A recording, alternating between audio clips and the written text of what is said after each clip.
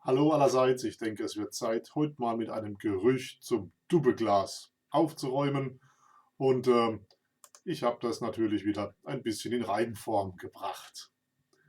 Mein Nachbar ist ein guter Mann, wo sich bloß arg holprig kann.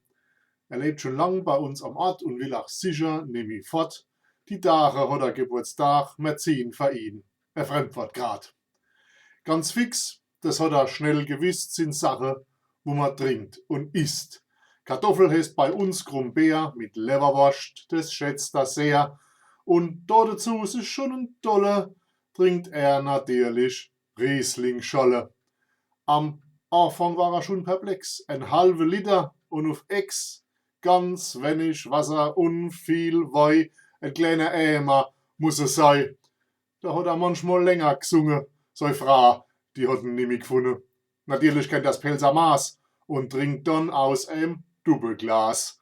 Und tut er zu viel Schoppe schlucke, dann kriegt er ganz schön schnell ein Duppe.